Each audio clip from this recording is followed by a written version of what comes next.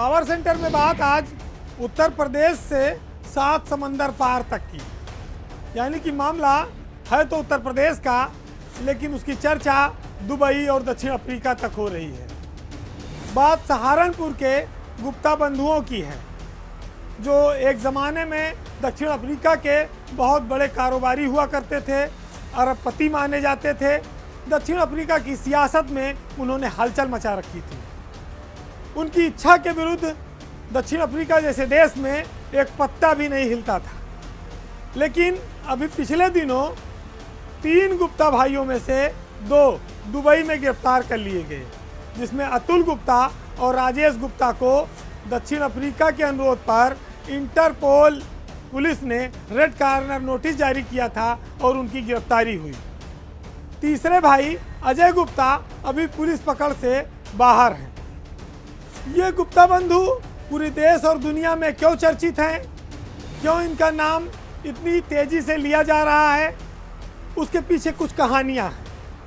कहानी यह है कि गुप्ता बंधुओं का जो परिवार था, ये 1990 के दशक में दक्षिण अफ्रीका चला गया था। लेकिन असली मामला तब बना जब 2009 में जैकब जुमा दक्षिण अफ्रीका के राष्ट्रपति बने। उसके बाद से तो वहाँ की सियासत में गुप्ता बंधुओं के नाम का भूचाल आ गया।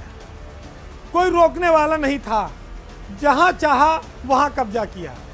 2009 से 18 तक का यह सिलसिला इस कदर चला कि गुप्ता बंधु दक्षिण अफ्रीका के सारे ठेकों में, धन में, मंत्रिमंडल की नियुक्तियों में, हीरे की खदानों में, कोयले की खदानों में, सब पर उनका कब्जा रहा।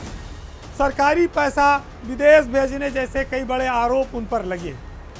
2018 में जब जैकब जुमा सत्ता से हटे तो गुप्ता बंधुओं पर फिर मुसीबत शुरू हुई और इसको भांप कर ही इस परिवार के लोगों ने दुबई में जाकर शरण ले ली। चूँकि दक्षिण अफ्रीका की दुबई के साथ कोई प्रत्यर्पण संधि नहीं थी, इसलिए गुप्ता बंधु दुबई में ऐशो आराम के साथ रह रहे थे, बहुत सेफ थे। लेकिन 2021 में इन दोनों देशों के बीच प्रत्यर्पण संधि हो गई, जिसके बाद इंटरपोल ने दुबई की सरकार से अनुरोध किया और इनको गिरफ्तार कर लिया गया।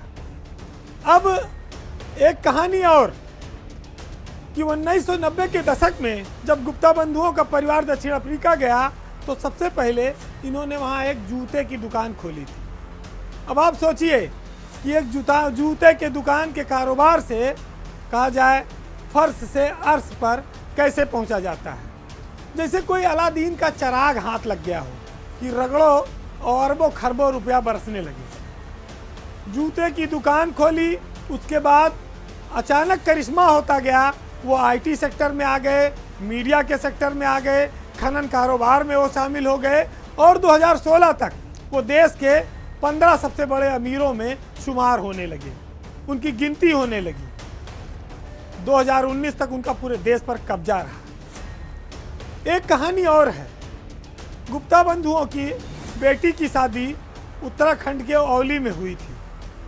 उस शादी में 200 करोड़ रुपया खर्चा किया गया था।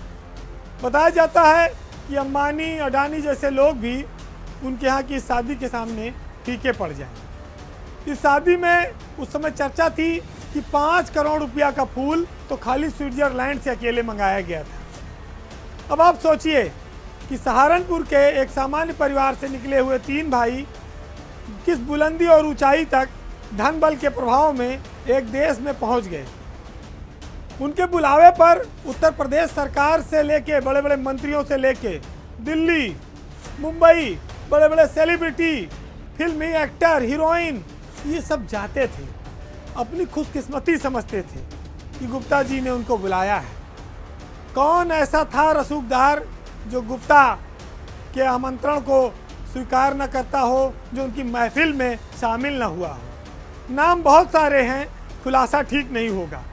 उत्तर प्रदेश जैसे सामान्य राज्य में, गरीब राज्य में लोगों के लिए बड़ा आश्चर्य का विषय है कि जिनके घरों की शादियों में 200 करोड़ रुपए खर्च होते हों, जो लोगों को करोड़ों का अरबों का तोहफा देते हों, जो दसियों हवाई जहाज़ प्राइवेट रखे हों, जो बड़े बड़े राष्ट्रपतियों को अपनी मुट्ठी में रखते हों, ऐसे लोगों की कहानी किसी किताब में आपने पढ़ी होगी, किसी आसमान में बाप दादा के ज़माने में सुनाई जाती रही होगी।